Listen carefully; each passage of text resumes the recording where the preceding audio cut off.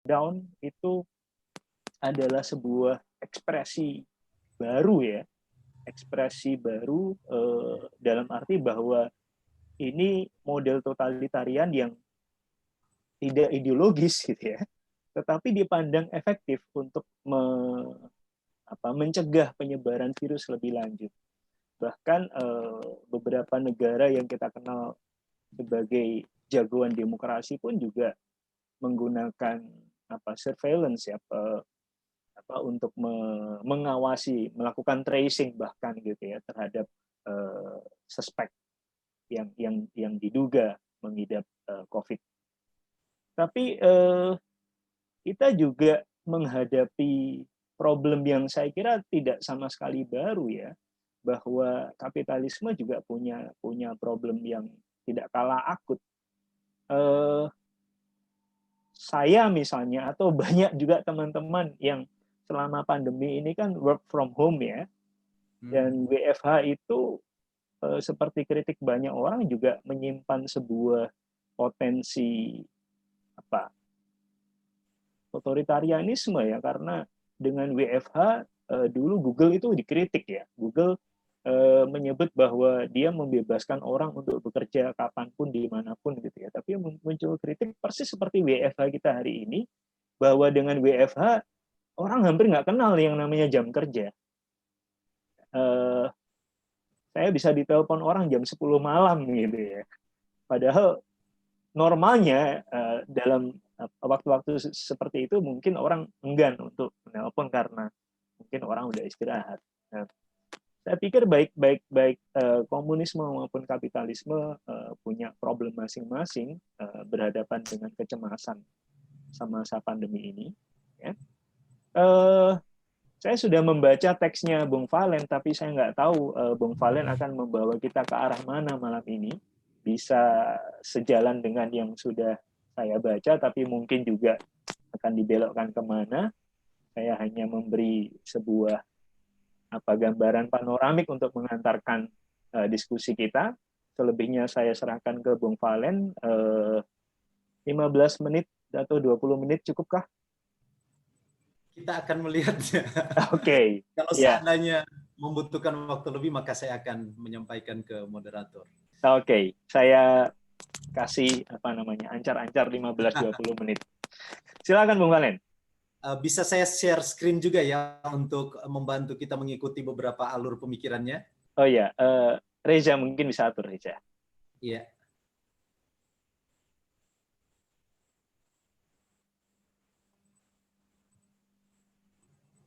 Halo Reza. Oh ya, sudah ya. Valen, sudah bisa share screen? Bisa, iya benar. Ya, silakan. Oke, saya share ya. Saya harap sudah bisa diterima. Dalam proses.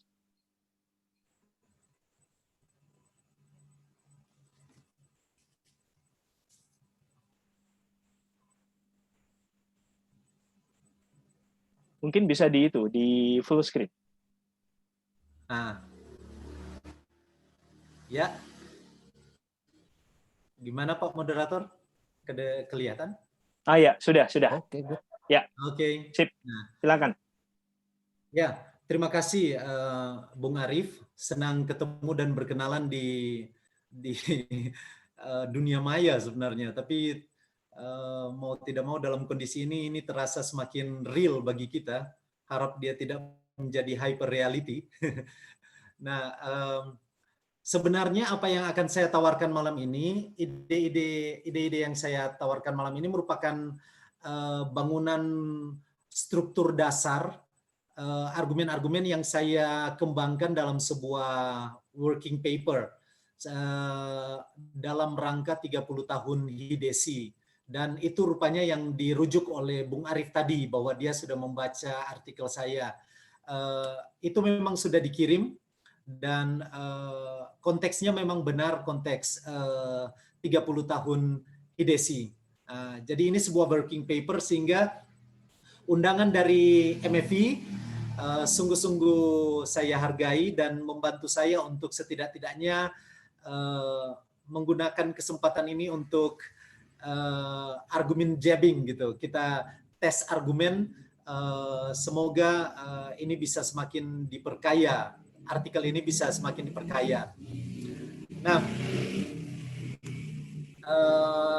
program atau setidak-tidaknya pokok-pokok pikiran yang hendak saya tawarkan di malam hari ini ada 4. Yang pertama, belajar pandemi.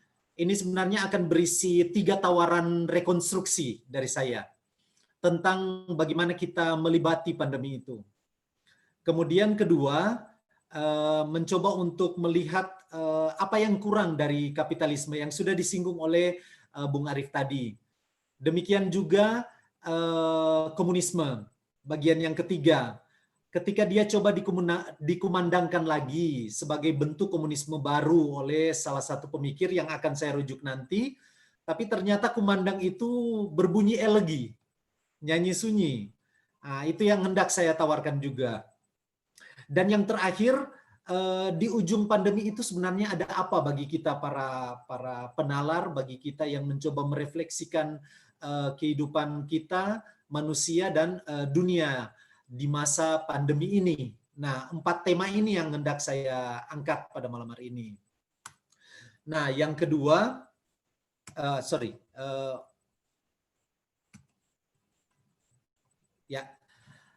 tentang belajar pandemi, saya tawarkan 3 rekonstruksi. Nah, rekonstruksi yang pertama adalah makna jeda. Makna jeda itu memang bukanlah kekosongan. Dia tidak mungkin dimengerti sebagai sebuah kekosongan. Sehingga isi jeda dalam ruang pandemi ini, dia tidak boleh atau tidak bisa dalam rupa letargi atau kemalasan. Dia juga jangan sampai menjadi wujud atau pengejauhan tahan dari rongga-rongga parasitik, maksudnya kepentingan-kepentingan yang sangat sempit, yang lebih mengutamakan kepentingan pribadi dan golongan. Misalnya saja sangat sederhana adalah dalam konteks pilkada ini, bantuan-bantuan dalam konteks jaring pengaman sosial digunakan dalam untuk membungkus maksud kapitalisasi suara. Nah, seperti ini merupakan termasuk rongga-rongga parasitik yang mencoba untuk memanfaatkan jeda kosong ini. Nah, mengapa jeda kosong ini dalam bentuk kosong sungguh-sungguh akan mengganggu atau menakutkan orang, mengerikan orang? Karena kita bisa mendapatkan inspirasi dari Blaise Pascal, salah seorang tokoh besar dalam filsafat modern.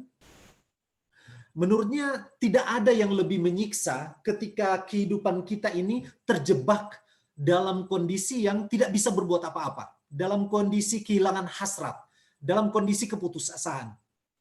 Mengapa? Karena sang individu yang terjebak di dalamnya akan mengalami kehampaan, kekurangan, kebergantungan yang terlalu radikal. Kelemahan dan kekosongan itu menjadi warna dalam kehidupannya. Akhirnya hidupnya itu warna dasarnya tak lain adalah kemalasan, kesuraman, kesedihan, keresahan, kekosongan, keputusasaan. Nah, ini sungguh menakutkan bagi Blaise Pascal. Kita bisa rujuk dalam bukunya Thoughts, Letters and Minor Works tahun 1910 diterbitkan. Itu bisa ini terbit bukan yang pertama tapi setelah berulang kali diterbitkan. Nah, kekosongan ini sangat menakutkan bagi Blaise Pascal karena itu kecenderungan orang untuk lari dan keluar dari kekosongan ini itu sangat bisa dimengerti karena menakutkan untuk tinggal dalam kekosongan. Nah, syukurlah yang hendak saya rekonstruksi adalah jeda dalam pandemi ini seharusnya bukan kosong. Nah, kita juga harus setidak-tidaknya memahami bahwa mengapa bagi sebagian orang jeda itu berat bagi sebagian orang. Mengapa? Karena kita bisa melihat apa yang digambarkan oleh Hannah Arendt dalam bukunya The Human Condition. Dia melihat bahwa masyarakat modern pada umumnya sudah terjebak dalam pemenuhan biologis dan pemenuhan hasrat yang sangat-sangat sempit. Akhirnya hierarki kerja fisik, kerja profesional, dan aksi politik yang seharusnya berurutan itu menjadi timpang. Dalam bukunya selanjutnya juga dia mengatakan bahwa kesenjangan itu menerpa vita activa yang diisi oleh labor, work, and action itu, dan vita contemplativa yang diisi oleh aktivitas berpikir, menghendaki, dan mengambil keputusan. Nah, seharusnya menurut dia, kehidupan manusia itu akan menyeimbangkan dua tegangan ini. Tegangan vita activa dan vita contemplativa. Tetapi yang terjadi dalam masyarakat modern, bandul vita activa secara khusus penegakan kerja fisik untuk memenuhi kebutuhan biologis dan hasrat-hasrat serampangan itu menjadi arus utama. Sehingga memang masyarakat yang terjebak dalam kondisi ini pasti akan sangat berat berhadapan dengan situasi di mana mereka tercabut dari kebiasaan untuk mengejar pemenuhan biologis dan hasrat melalui kerja-kerja fisik. Nah, seharusnya jeda itu diisi dengan apa? Seharusnya jeda itu diisi dengan inovasi, kreativitas, saling menolong, pencerahan, literasi. Nah, itu sebenarnya yang dimaksudkan oleh Hannah Arendt juga, bahwa perimbangan antara dunia kerja dan kehidupan kontemplatif itu harus seimbang. Di antara relung-relung kerja, aksi, kita perlu mengambil waktu untuk senantiasa merenungkan kembali, merefleksikan kembali makna dari seluruh kerja kita, makna dari seluruh aksi kita. Dan apakah kita masih tetap setia dalam hierarki labor, work, and action itu? Nah, itulah yang dimaksud proses pemaknaan oleh Hannah Arendt. Sehingga jeda dan kekosongan itu seharusnya memang berisi sebuah usaha untuk memberi makna bagi setiap aktivitas kehidupan. Nah, rekonstruksi yang kedua yang hendak saya tawarkan adalah jargon kebiasaan baru. Menurut saya, di kedalaman jargon ini sebenarnya bukan baru. Nah, ranah publik biasanya terjebak. Mereka terjebak dalam linearitas adanya kebiasaan lama, pra-pandemi, dan sekarang menuju ke kebiasaan baru, pasca pandemi. Nah, keterjebakan ini menurut saya membuat orang tidak bisa melihat apa yang ada di balik kebiasaan lama itu, kebiasaan baru itu. Nah, menurut saya kebiasaan baru itu tak lain merujuk pada idealisme. Idealisme yang sudah lama bertakhta dalam kemampuan abstraksi dalam bentuk norma-norma. Tapi dia masih sementara berusaha untuk masuk ke level empiris pengalaman kehidupan kita. Misalnya, cuci tangan. Cuci tangan itu secara historis sudah sejak abad ke-19 dipahami kemendesakannya, kepentingannya. Karena sebelum itu dalam praktik pembedahan bisa jadi para pembedah, para dokter misalnya ahli bedah bisa berpindah dari satu pembedahan ke pembedahan yang lain tanpa mencuci tangan dengan sabun. Tapi sejak abad ke-19 dimengerti kepentingannya dan akhirnya mulai ada tradisi untuk dan tradisi baru ini akhirnya mengekal hingga sekarang dan menyelamatkan begitu banyak jiwa melalui proses pembedahan itu.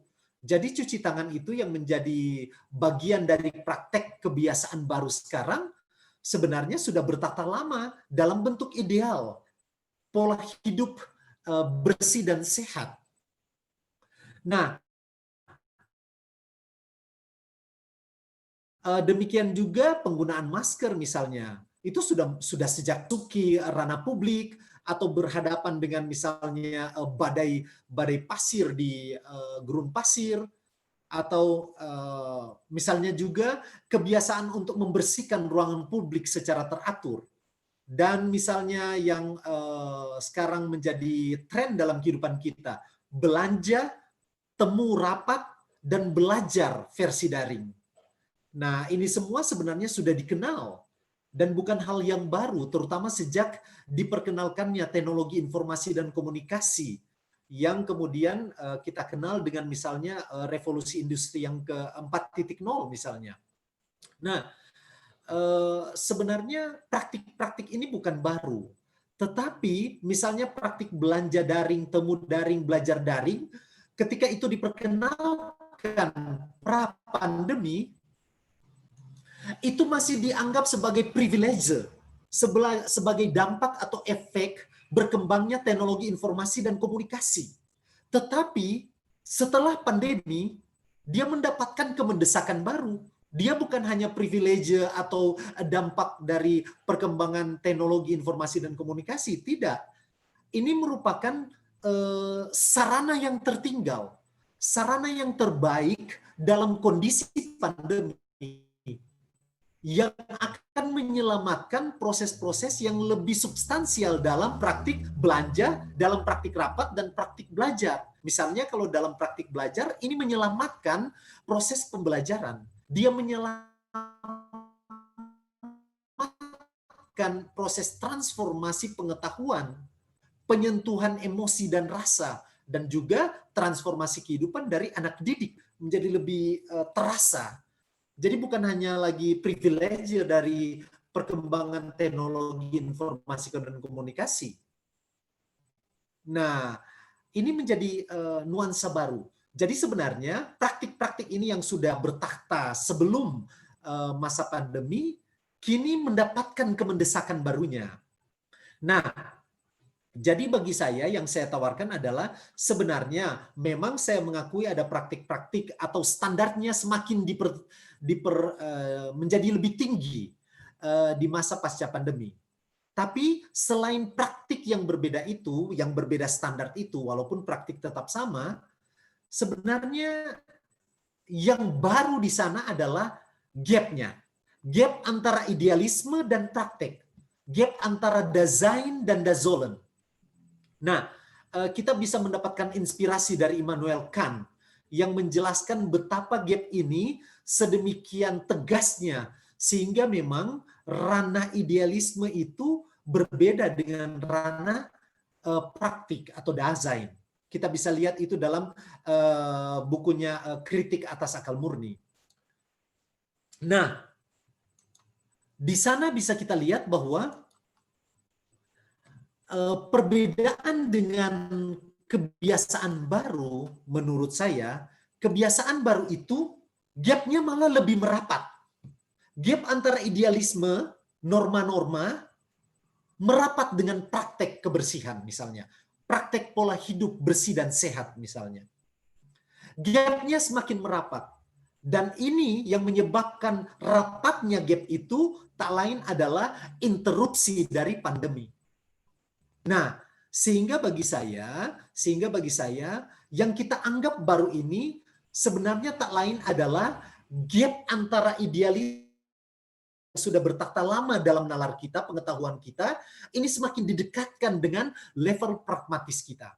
Kita semakin sadar akan kepentingannya. Dan kesadaran ini bukan karena kemajuan teknologi dan informasi atau pemahaman kita akan bagaimana hidup bersih itu, tapi lebih ke hal-hal yang lebih substansial. Menyangkut misalnya survival. Kebersihan itu bukan cuma masalah kebersihan saja, tapi itu sudah menyangkut kesehatan dan keselamatan. Dan dalam konteks pembelajaran itu bukan hanya kemewahan dari teknologi informasi dan komunikasi, tapi lebih menyangkut keberlanjutan proses pembelajaran. Nah, sehingga kebiasaan baru ini terasa tidak baru. Dia lebih merujuk pada bagaimana rapatnya gap itu akibat interupsi dari pandemi. Nah, rekonstruksi yang saya tawarkan yang ketiga adalah hierarkis bukan juxtaposisi. Nah, jebakan juxtaposisi dalam ranah publik adalah apa? Ketika orang-orang ramai membenturkan antara penanganan pandemi berhadap-hadapan dengan desakan ekonomi. Alhasil, keterbelahan posisi. Bagi yang menekankan penanganan pandemi, posisi A, dia akan melihat seluruh kebijakan-kebijakan yang dikeluarkan oleh kelompok B yang mengutamakan desakan ekonomi sebagai tindakan-tindakan yang lebih mengutamakan percepatan perekonomian, lebih mengutamakan keberhasilan ekonomi. Sedangkan kelompok B yang harus utamakan desakan ekonomi melihat kebijakan-kebijakan dari kelompok A yang mengharus utamakan penanganan pandemi itu sebagai tindakan-tindakan yang bisa jadi memperlambat proses pembiasaan kebiasaan baru. Jadi ini yang menjadi akibat dari kebiasaan kita atau pola dan format berpikir kita yang membenturkan antara pandemi vis-a-vis desakan ekonomi. Nah, saya menawarkan sebuah argumen genealogis. Maksudnya, pandemi originnya, sedianya, dia menghantam pilar kesehatan publik. Dia menghantam menghadirkan problem di kesehatan publik. Sehingga memang akhirnya proses pelibatan kita seharusnya menjadikan kesehatan publik itu sebagai prasyarat atau bangunan infrastruktur yang perlu dipastikan dan dijamin sebelum akhirnya di atasnya kita letakkan bangunan-bangunan suprastruktur yang lain yang terdiri dari dampak-dampak pandemi yang menyasar dunia ekonomi, dunia politik, dunia sosial, dunia kultural, keamanan, semuanya.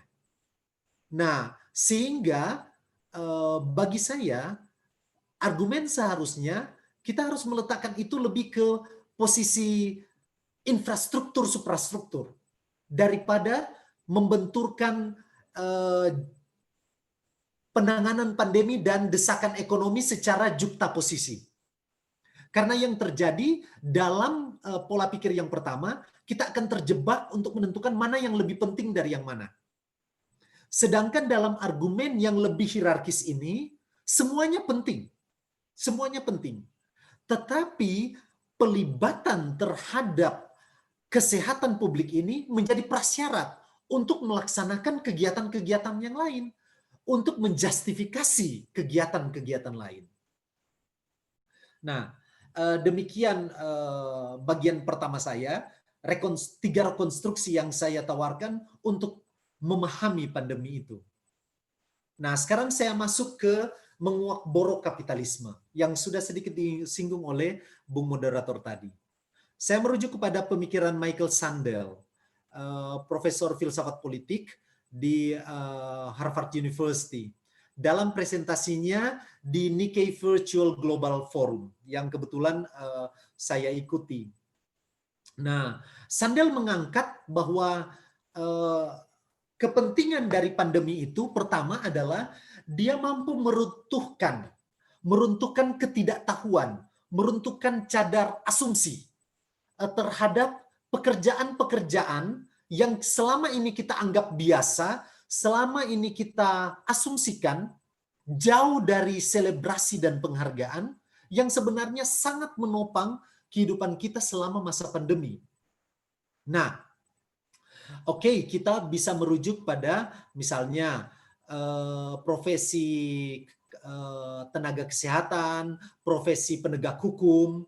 Nah, ini bagi Sandel, dia sudah berada dalam spotlight. Dia sudah berada dalam teropong selebrasi. Sudah diakui, sudah diberi aplaus, sudah diberi penghargaan. Walaupun bukan berarti bahwa penghargaan stop sejak sekarang. sejak kesadaran ini muncul. Tidak, tetap dihargai. Namun mereka sudah ada dalam spotlight itu. Nah sekarang pekerjaan mana yang terlalu diasumsikan, tapi kemudian sebenarnya menopang kehidupan kita? Lihat para pejuang ojek online, lihat para pelayan di department store misalnya, atau dalam supermarket yang tetap buka di saat pandemi.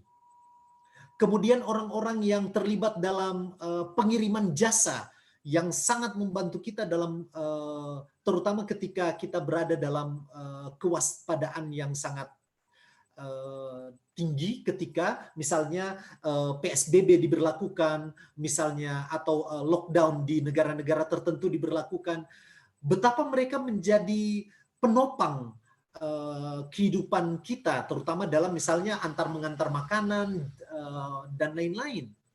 Tapi pekerjaan ini seperti diterima, diasumsikan, seperti, dan mereka di luar dari spotlight penghargaan. Nah, Sandel membawa mereka mengarusutamakan mereka, membawa mereka dari periferi ke center, supaya mereka dihargai, dan kemudian konsep keadilan juga diterapkan dalam praktek terhadap penghargaan kepada mereka, dalam penghargaan terhadap mereka. Nah, Sandel juga mengangkat bahwa pandemi itu memang mengukuhkan tendensi global, solidaritas global, kerjasama internasional, dan lain-lain. Namun yang menarik adalah prasyarat bagi tendensi global ini bisa mencapai sasarannya adalah apa? Keterlibatan partikular, keterlibatan lokal, keterlibatan negara-negara, keterlibatan daerah-daerah di dalam negara, keterlibatan keluarga-keluarga di dalam daerah, dan keterlibatan individu-individu di dalam keluarga. Sehingga memang akhirnya tidak ada lagi pengarus utamaan antara global dan partikular, tapi akhirnya dia bersintesis menjadi sebuah kerjasama yang selaras. Nah, menarik juga bahwa Sandel merujuk bahwa pandemi itu mengibaskan janji-janji kapitalisme yang mengangkat pasar bebas dan pemujaan oportunitas, memberikan kebebasan dan kompetisi bagi semua. Nah, pandemi menurut Sandel, dia menguak apa yang sebenarnya menjadi antitesis dari komunitas. Komunitas yang mengasumsikan kehidupan bersama, akhirnya malah berhadapan dengan antitesisnya. Yakni apa? Kehidupan bersama itu ternyata terstruktur oleh disparitas kaya miskin. Bahkan sampai di nukleus dari komunitas itu sendiri, yakni keluarga. Sangat nampak bagaimana keluarga miskin itu sangat gelisah ketika PSBB, ketika kewaspadaan sangat tinggi, karena mereka ini kehilangan pekerjaan dan ini menyangkut survival bagi mereka. Dan keluarga-keluarga yang cukup mapan, yang modalnya sedemikian dalam sehingga PSBB dan pandemi ini bagi mereka ya masih bisa dilalui dengan tenang. Nah, lebih luas lagi, kesenjangan-kesenjangan ini nampak antara negara yang mapan dan negara yang berkembang. Ini sangat jelas dalam proses misalnya proses penjaminan atau proses security, bagaimana mensecure ketersediaan dari vaksin misalnya. Uni Eropa menyatukan diri. Kemudian bagaimana China juga, kemudian Amerika Serikat juga, dan Indonesia juga berusaha untuk itu. Karena mau tidak mau, kita berhadapan dengan keselamatan masyarakat, keselamatan rakyat, salus populis suprema lex, ya. Akhirnya desakan ini menjadi sangat-sangat relevan. Dan akhirnya negara-negara yang mapan akan demikian cepat dan lancarnya untuk menjamin ketersediaan itu, sedangkan negara-negara yang masih berkembang atau bahkan masuk miskin pasti akan bergejolak memikirkan bagaimana menyediakan jaminan vaksin ini bagi warga masyarakatnya. Nah, bagi Sandel berhadapan dengan situasi ini, visinya adalah dia mencoba untuk memprediksi. Bagi dia, kapitalisme walaupun sudah ada pandemi ini, kapitalisme tetap akan membayangi kehidupan kita. Namun bagi dia, setidak-tidaknya kini kapitalisme ditampar oleh munculnya fenomena bahwa ternyata kesejatian manusia itu jauh lebih selaras bukan dengan kompetisi, bukan dengan apa yang dijanjikan oleh kapitalisme, tapi lebih dekat dengan solidaritas, kesejahteraan bersama. Isolasi sempit menjadi antitesis bagi masyarakat yang hidup di pasca pandemi. Itu merupakan keniscayaan bagi masyarakat sesudah pandemi untuk hidup bersama, penuh dengan solidaritas, dan senantiasa membuka diri bagi kerjasama internasional. Nah, yang ketiga, argumen yang hendak saya tawarkan adalah bagaimana kumandang komunisme ini akhirnya menjadi elegi. Nah, saya merujuk pada Slavoj Žižek dalam bukunya Pandemic COVID-19 Shakes the World. Nah, Žižek sendiri sebagai seorang yang sangat terkenal senantiasa mengembuskan isu ini, tapi dia sendiri sudah meyakini bahwa komunisme lama, komunisme yang bersandar pada absensi kelas, kepemilikan bersama, kontrol absolut itu telah menguap. Yang mengintip di ekor pandemi malah sebuah konsep komunisme baru. Nah, mari kita lihat bagaimana cara dia membangun konsep ini. Nah, dia mengadopsi strategi dekonstruksi. Nah, strategi yang pertama, dia menjungkir balikan makna lama dari komunisme. Jadi tidak ada lagi konsep-konsep absensi kelas, kepemilikan bersama, dan kontrol absolut sebagaimana ada dalam komunisme lama.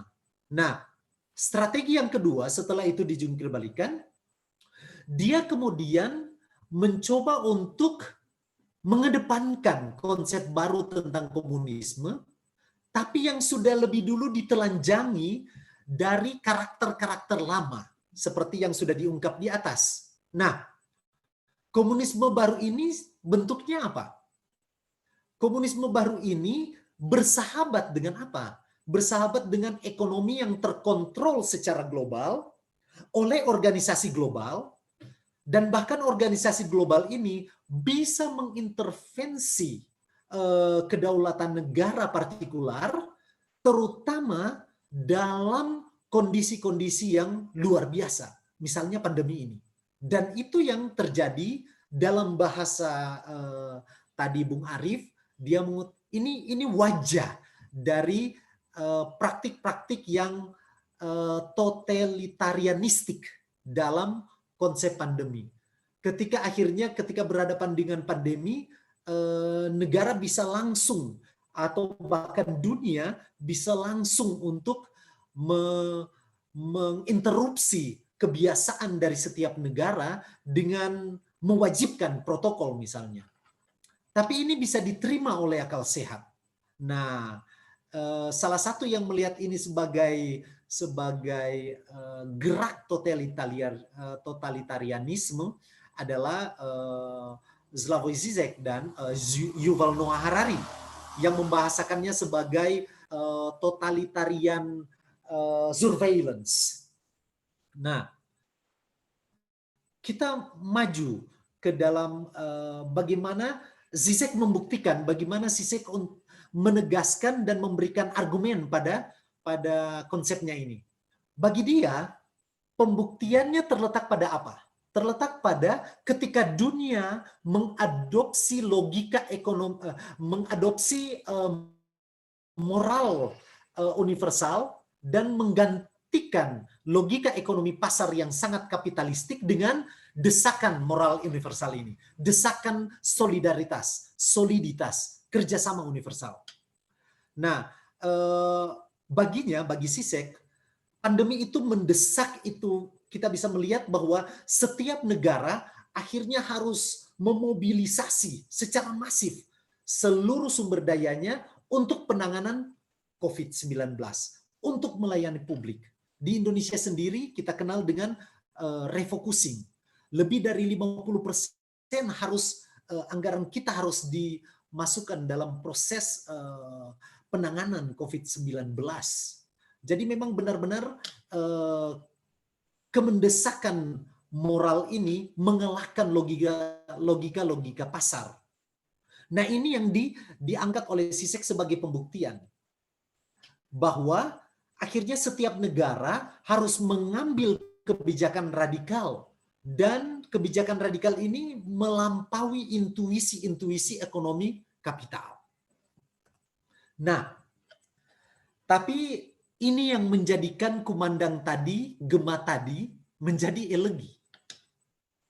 Karena Zizek sendiri akhirnya terjebak dengan strategi dekonstruksinya. Dia termakan oleh dekonstruksi. Nah, dekonstruksi itu mengasumsikan interpretasi yang berkelanjutan.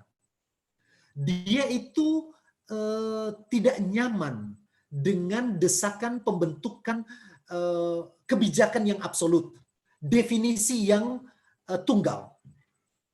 Justru sebaliknya, dekonstruksi ini membuka alternatif luas tentang pemaknaan. Jadi akhirnya Zizek itu dia akhirnya takdirnya ditentukan oleh dekonstruksi itu sendiri. Sehingga interpretasi dari Zizek akhirnya menjadi salah satu dari alternatif yang luas tentang pemaknaan pasca pandemi. Konsepnya ini bukan titik akhir. Konsep tawarannya tentang komunisme baru ini tidak bisa dijadikan sebagai definisi absolut. Nah, justru malah dengan mengangkat kerjasama global dan solidaritas global, justru yang lebih nampak bukan komunisme barunya, tapi malah wujud-wujud atau praktik-praktik kerjasama internasional dan juga tendensi-tendensi untuk senantiasa tunduk pada tuntutan kemanusiaan global. Nah, kritik lain terhadap Zizek adalah bahwa pandangannya ini, konsepnya ini justru tidak relevan, justru tidak menyelamatkan nasib kelas pekerja yang dalam komunisme lama ditakdirkan sebagai pemenang melawan bourgeoisie.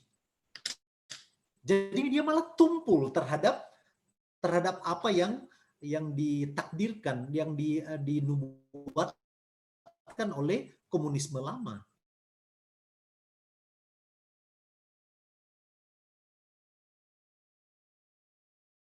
Dia berhadapan dengan apa?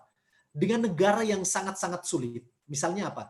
Negara yang masih penuh dengan komunitas kumuh misalnya. Atau negara yang sangat tidak seimbang. Misalnya gaji legislatornya lebih besar daripada anggaran kesehatan misalnya.